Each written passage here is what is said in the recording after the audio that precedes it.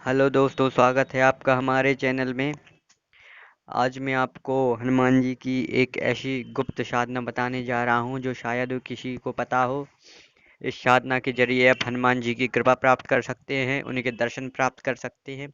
साथ ही में आप ऐसी किसी का भी पूछा लगा सकते हैं। साधना करने के बाद आप किसी का भी भूत वर्तमान भविष्य बता सकते हैं। भूत वर्तमान भविष्य बताने का यह अर्थ होता है आप किसी भी व्यक्ति का, उसके आर्थिक संकट का, कैसा भी संकट हो, आप उसके बारे में बता सकते हैं। चाहे वो भूतकाल में घटित हुआ हो, चाहे वो भविष्य काल में घटित हुआ हो, चाहे वो वर्तमान में चल रहा हो। तो इस साधना से आप हनुमान जी के दर्शन प्राप्त कर सकते हैं, किसी का भी पूछा लगा सकते हैं और उनकी प्रश्न प्राप्त कर सकते हैं आप हनुमान जी के द्वारा खुद। ठीक है। तो ये बहुत गुप्त विधान है, इसका मैं पहले विधान आपको बताने जा रहा हूँ कैसे इस साधना को किया जाता है। तो इस साधना को करने के लिए आपको पूर्ण ब्रह्मचर्य का पालन करना होता है। मन में भी पालन करना होता है और ऊपर भी ब्रह्मचर्य का पालन किया जाता है। इसमें बहुत सख्त नियम है इस साधना के। तो पहला नियम तो है ब्रह्मचर्य। आपका मन में भी ब्रह्मचर्य होना चाहिए और बाहर में भी ब्रह्मचर्य होना चाहिए। मन का अर्थ है मन में मलिन विचार नहीं होने चाहिए।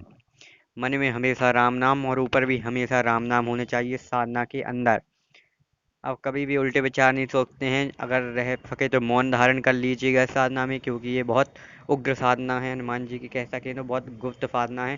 तो अगर आप इसे अच्छे से करेंगे तो आपको विशेष फल मिलेगा इस साधना का। तो मौन भी रहा जाता है इसमें, पहले ब्रह्मचर्य और दूसरा भूमि शयन। ठीक है। दूसरा भूमि शयन, हमेशा आपको धरती पे सोना पड़ेगा कपड़े बिछा के अपने अच्छे। और तीसरा है आपको निराहार। निराहार का मतलब, इस साधना 11 दिन की साधना है। 11 दिन की साधना में जितने मंगलवार पड़े हैं आपको, उतने मंगलवार, अगर 2 मंगलवार पड़ेंगे तो 2 मंगलवार आपको निराहार रहना पड़ेगा, उपास से रहना पड़ेगा, व्रत धारण करना पड़ेगा 2 मंगलवार हर दिन। जब आप मंत्र जाप करेंगे उसके पहले आपको 3 घंटे पहले खाना है। 3 घंटे साधना के 3 घंटे पहले खाना है। ठीक है। और जब भी आप जाप करने के बाद केवल दूध का आहार लेंगे, दूध का खाएंगे, दूध पिएंगे और कुछ नहीं पिएंगे साधना करने के बाद, जब भी मंत्र जाप हो। ठीक है। और इस साधना में लाल या फिर ऑरेंज कपड़े का उपयोग किया जाएगा। और मूंग, रुद्राक्ष की माला या फिर तुलसी की माला या फिर चंदन की माला, इनका उपयोग किया जाएगा और आसन लाल रहेगा। तो आपको इस साधना के बारे में बता देता हूँ कैसे इस साधना को किया जाएगा। सबसे पहले आपको किसी भी ऐसी जगह का चयन कर लेना है जहाँ कोई आता जाता ना हो। जब तक ये साधना चलेगी कोई भी उस कमरे में ना आए, ना फिर ऐसी या फिर ऐसी जगह चयन करें जैसे वन हो या फिर जंगल हो। अगर आप किसी ऐसे कमरे का चयन कर रहे हैं जो आपके घर में है, वहाँ उस कमरे में पूजन पाठ के अलावा कोई नहीं आता जाता है, तो आपको मैं विधान बता देता हूँ कैसे करना है इसे। आपको सबसे पहले उस कमरे की सफाई करनी है, उसके बाद गाय के गोबर से लीपना है पूरे कमरे को।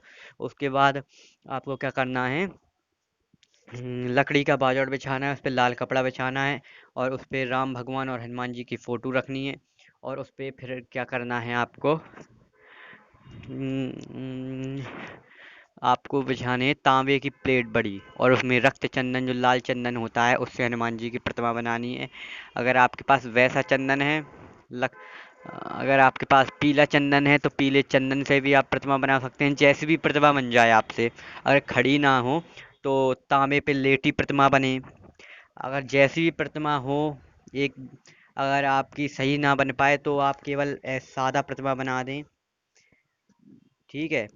तो प्रतिमा बनाने के बाद आपको क्या करना है, कुछ गुप्त मंत्र होते हैं जिससे प्रतिमा का प्राण प्रतिष्ठन किया जाता है, वो हम यहाँ नहीं बता सकते, वो केवल हम उन्हें बताएंगे जो हमसे संपर्क करेगा। ठीक है। तो प्राण प्रतिष्ठा के बाद क्या होता है, उसका पूजन किया जाता है गुप्त मंत्रों से, उनका आवाहन किया जाता है। पूजन और आवाहन के बाद उन धूप दीप और अखंड ज्योत जलती है पूरे 11 दिनों तक। 11 दिन की साधना है ये। अखंड ज्योत जलने के बाद आपको क्या करना पड़ेगा, आपको भोग लगाना पड़ेगा पहले दिन गुड़ का। और गुड़ का लगाना पड़ेगा, और आप लगा सकते हैं गुड़, और हाँ, केवल गुड़ का लगा दीजिए, कोई दिक्कत वाली बात नहीं है। जैसे आप रोज गुड़ और चने का लगाता है, हाँ, गुड़ और चने का लगाना। तो जैसे आप रोज रात के 8 बजे से भोग लगा रहे हैं, 8 बजे साधना प्रारंभ कर रहे हैं, तो के पूरे एक दिन ये भोग उन्हीं के पास रखा रहेगा। अगले रात के 8 बजे आप इस भोग को उठा लीजिए, और जित 11 दिनों की साधना में 11 दिन का भोग किसी को ना देना है ना खाना है, वो किसी पात्र में इकट्ठा करते जाना है, और साधना खत्म होने के बाद किसी गाय को खिला देना है। तो ये कुछ नियम है साधना के, ये विधान है साधना का। ये तो हमने बहुत छोटे शॉर्टकट में ये वीडियो बना दी, नहीं तो अगर पूरे बताते तो बहुत बड़ा वीडियो बन जाता। तो हमने एक शॉर्टकट में ये वीडियो बनाई है, जिससे आपको हनुमान जी की गुप्त साधना विद्या के बारे में पता लग सके कि कैसे साधनाएं होती हैं, कैसे पहले के लोग, सन्यासी लोग साधना करते थे, कैसे तपस्वी लोग साधना करते थे। तो ऐसी साधना होती है हनुमान जी की। तो अगर आपको हमारा चैनल अच्छा लगे तो लाइक शेयर और सब्सक्राइब करें, और हमसे संपर्क करने के लिए डिस्क्रिप्शन में हमारा नंबर है, उस पर आप कॉल या व्हाट्सअप कर सकते हैं। व्हाट्सअप करिए, कॉल मत